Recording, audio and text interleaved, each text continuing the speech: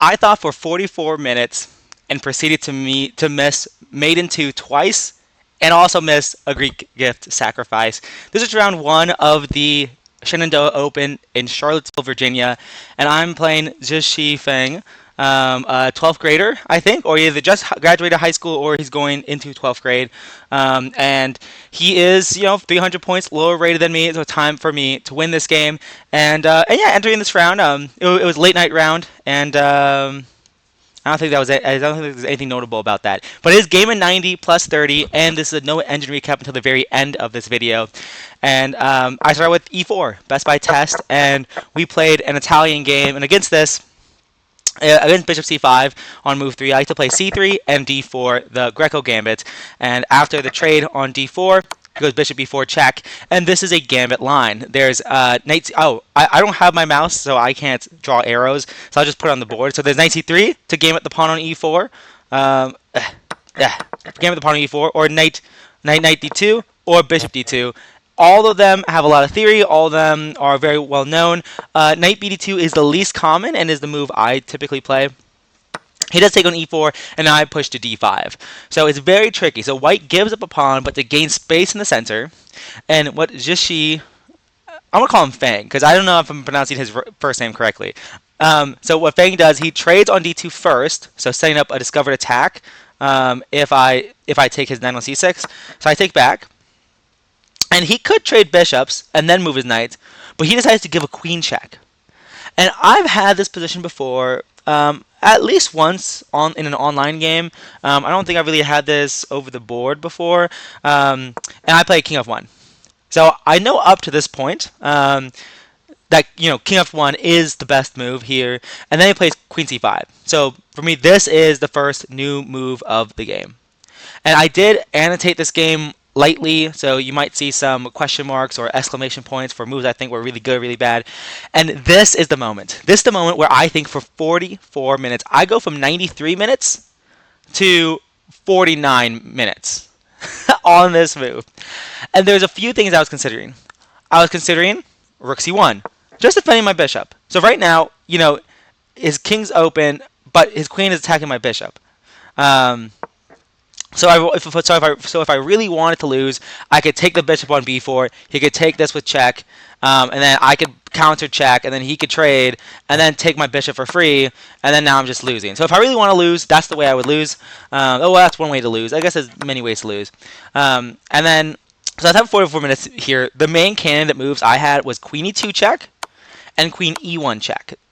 And queen e1 aims to win the bishop on b4 because the king is under fire. Most likely he would move his knight back to defend his king, and then I could take the bishop, and he takes my other bishop. I move my king, and now the attack on e7 is you can't defend e7 with your queen. My knight guards h4, so it can go queen h4. So you would have to go d6, and then I could go rook c1. Getting my rook on the 7th rank, and then he could take on d5, and I could take on c7, and then he could play bishop e6 or bishop d7, and I didn't really see a clear follow-up. And even though my pieces are active, his king is in the center, and I'm only down a pawn for all this great activity. However, it's not clear to me how I'm going to attack, his targets more. How am I going to attack b7 one more time? How am I going to attack d6 one more time? How am I going to get my rook from h1 to d1 or e1?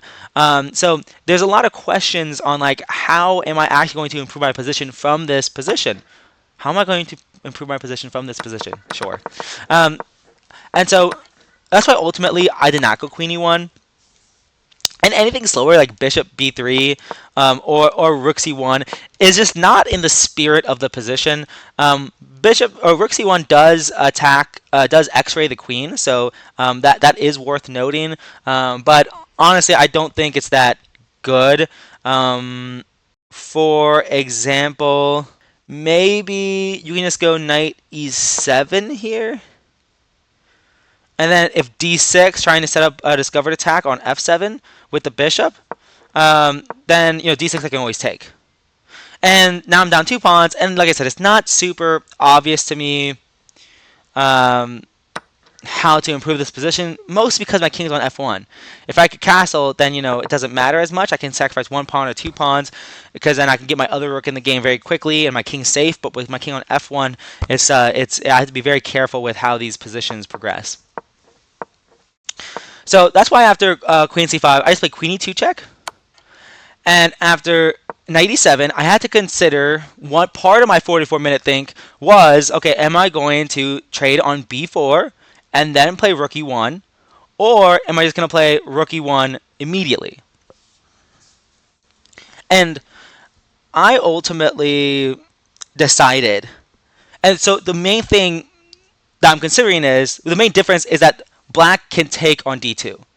So if I play rook e1 immediately, black can take on d2. So is this position good? Is this position better? Or is this position better?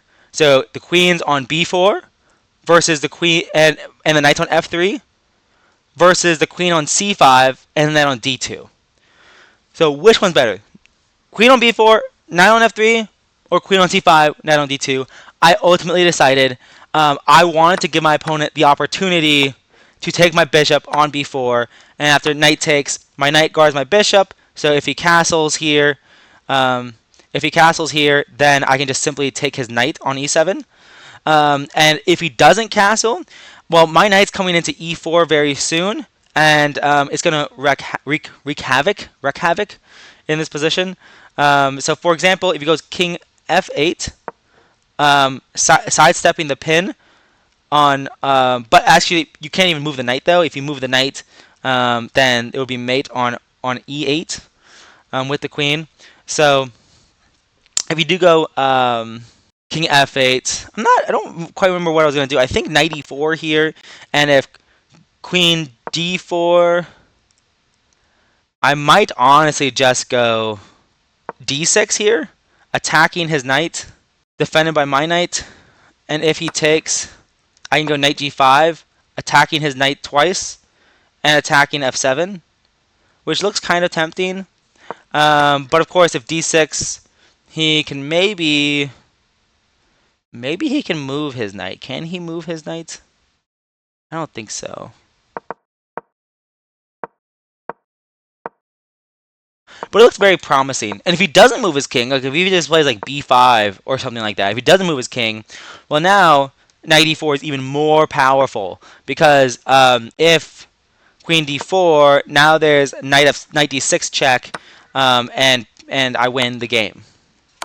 So it's very, very tricky. So I actually thought like my knight was really good on d2 because it can go to e4 with tempo, and it defends my bishop on c4. So I wanted to give him the opportunity.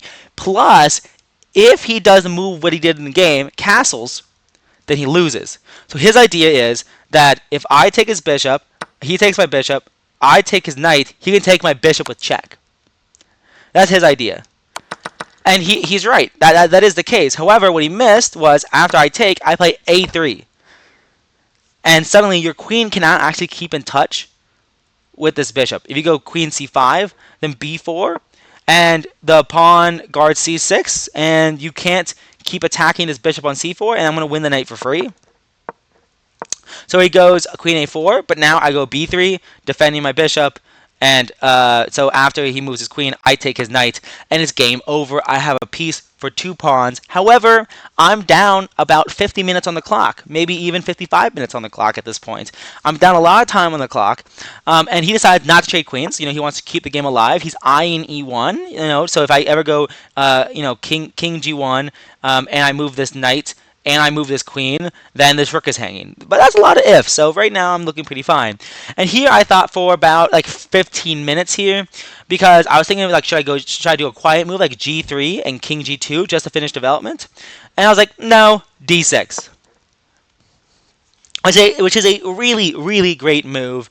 And one thing I had to consider, the main thing I was calculating here was after d6, b5, bishop takes f7 check, and I thought I was like winning the game, because if the rook takes, I go queen d8 check, and after rook blocks, that's the only move, I can go rook e8 here, and if he takes me, then it's just checkmate, so he can't take me, and there's no way for him to defend this rook. And I was like, oh, I'm just winning. So that was my original idea. If he plays b5, which he did in the game, but then I realized that if we go down this variation, he has queen a1 check, and I was like, okay, yeah, so what? King e2. I'm attacking the rook. I'm attacking his queen, but then queen f6, and it's like, oh shoot. And like this might not be bad. I mean, I can take his pawn on c7 and defend my queen, and life is pretty good. However, I was up a piece before, and now I'm not up a piece at all, and it's equal material. Like, why am I doing this? I shouldn't do this. This is bad. I don't like this. So that was my original idea, and then once I realized that, oh shoot, my original idea doesn't work, I go bishop d5, which is a huge mistake. It's not quite a blunder, but it's a huge mistake because I just have queen f7. And I am ashamed that I missed this. Yeah, I mean, it's rook takes, rook e8 checkmate. A very cool pattern. You don't see this every day, and it's beautiful. So not only did I miss it once, but then I missed it again. And I honestly can't believe it. I do checkmate patterns. I practice that. Like, this is a very common pattern, and I just can't believe I missed it twice, which is insane. So I missed it twice, and then after b4, I play g4, which is another mistake, because here I can sacrifice the bishop. At this point, I have about 3 to 5 minutes, but I can sacrifice the bishop because if he takes, I can go queen h4 check. If he goes back, I have knight g5. And yeah, it's going to be checkmate on the next move. You can't avoid it at all. If you move your rook, then it doesn't matter because my rook still guards e1, and so I'm just going to be winning. If you go forward, well, firstly, the whole idea of b4 was to open up this diagonal for the bishop to go to a6. So if I take his rook, which looks free, then bishop a6 would win my queen. Bishop a6 check against my king. But anyways, so if he goes forward with the king, his queen guards g5. So if his queen didn't guard g5, then I could go queen g5 check, queen h4, queen h5 check, and knight g5. That's if his queen didn't guard the g5 and h5 squares, but his queen does. But I have another shot. I just have knight e5 check, and suddenly the king is completely boxed in here. He has no escape, no hope. He has to go king f5, and then I can go g4. And he has two legal moves. He can go back to e6, and he falls under knight c4 check, discover check. My rook is checking his king. My knight attacks his queen. It's game over. If he goes forward, then I can go g5 check, attacking his king, forcing his king to go back. That's the only legal move. Then I have queen g4 checkmate. The pawn on g5 actually stops the king from moving. It guards the f6 square. It's game over. And I missed that. So I missed mate in twos. Then I missed another tactical shot. And then I played g4. And, I thought for a while on that move because I was like, oh yeah, because, I'm stopping f5. If I just play g3, he has the option to play f5, forcing my bishop back. And yes, I'm sure this is winning, but I don't want to calculate this. I don't want to. I want to win the game now, which is ironic because I missed 3 checkmates. So he gives a check, I move my king, and I love playing chess like this where I'm pushing pawns in front of my own king. I'm neglecting king safety for activity. Like, let's go. It's usually, this is only a good idea when you can calculate checkmates in 2, but luckily it was still winning even though I didn't calculate checkmate in 2. And what's really good about this position for me is that the queen is actually kind of offside. The queen at this moment cannot go to the king side. It's kind of stuck on the queen side. All these squares that I highlighted red, the queen cannot go to. The bishop is also not participating in the defense at all. So these two pieces aren't really participating in the defense, which is why I can really, create havoc on the position. I was really happy to see this move rook a8. I want him to play passively. I think he's being a bit materialistic, which makes sense because material is all he has. Those two pawns are all he has. But so here I just go, after he defends passively, I swing my queen back, and now the other idea of g4 is very apparent. The idea of g4 is to meet h6 with g5, and it's really freaking awesome here. If g6 here, then I can play knight g5, and once again, the idea of g4, shredding open the position immediately. That's the idea of g4. Attack, attack, attack, very, very quickly. You can't avoid it. So I thought g4 was a very cute little idea. And then, so he plays h6, I play g5, and now he plays f5. Counter-attacking here. I really wanted to sacrifice my bishop. I really wanted to just take on h6, but then he can take on e4, and he's starting to take my knight with check, which is not good. So I would have to take back, and then he can play queen f5, bringing his queen over to the king side, and then I can play knight d4, attacking his queen. However, this is just too much. This is too much. This is asking for trouble. There's no reason to do this. No reason to allow all this counterplay, and I have to prove my position. I give the piece back to win a pawn. This is not necessary. So I just move the bishop back to b1, and you still can't release. The king side is still going to be opening up. Your king's going to be weak. He plays queen d5 here, pinning my knight to my king. And I just take on h6. I'm like, okay, I'm taking on h6. If you want to play g6, I don't really care. I'm probably going to give a check, and if king h8, I might... Well, I don't have to give the check. I might just start with rook e7. Start with rook e7. If you take the pawn... what's the most natural move here? Let me think about this. Well, there is this move, queen e7. Queen e7 would threaten checkmate here. Rook f7, the rook on d8. If rook f7 was played, the rook on d8 would hang. And if you go queen f7,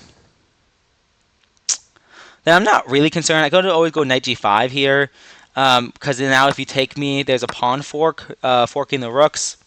And then if you don't take me and go you can't actually go anywhere. If you go queen f6, for example, there's checkmate. So this looks winning enough to me. And then, so he just took the pawn back, and then he played, and then I played rook e7. So the reason why I came with the idea of g6, gave that as a potential option, is because he doesn't want to open up his king. So if he plays g6, then the g file isn't open against his king. And you're trying to shut things down. If I play h7 check, for example, then this pawn is an umbrella pawn that the black king is going to hide behind, and black and white can't take their own pieces, so black is actually kind of safer with a pawn snuck through on h7, ironically enough. So, anyways, but he takes back. I go rook e7, and now I'm threatening queen g3 check, queen g3 to queen g7 checkmate. And there's no real good way for black to stop that. I think what black should try to do is probably just take on d6, because taking on d6 would guard the check on g3, and I have no checkmate immediately. Probably if he did take the pawn on d6, I could play knight e5 here. And I don't see anything obvious for him. He could go queen d5 check, asking me how I'm going to defend my king, and then I could just play either king g3, or I could play f3 here as well. And this looks good enough. I'm going to play queen g3 next and checkmate. And yeah, there's really not much he can do. But instead of that, he goes rook f7, and I just snap it off. He takes with the king. I take his rook. He goes bishop e2. I give a check. I win the bishop. And now he takes the pawn. I centralize my rook. It's move 31, and I move my rook off of h1 for the very first time. He moves the king back. I give a check here, and suddenly it's very apparent how little squares this king has to run to. He moves his king, I take the pawn, and it's checkmate here. The knight guards the king's movement forward, and the queen guards the king's movement to the side and behind. So very nice end to the game, but it is very tragic how I can't do basic calculation to save my life. So that is the downside. The upside is G4 was a really cool move. And yeah, it was a really cool move. So, it's sometimes don't play the best moves, just play moves that are cool instead. And don't play the really cool checkmate and twos that you don't ever get to do in your life, and play the really cool moves instead. Sure, that can be the takeaway. Anyways, I'm gonna hit the game review, and I will see you guys in the next one. Peace.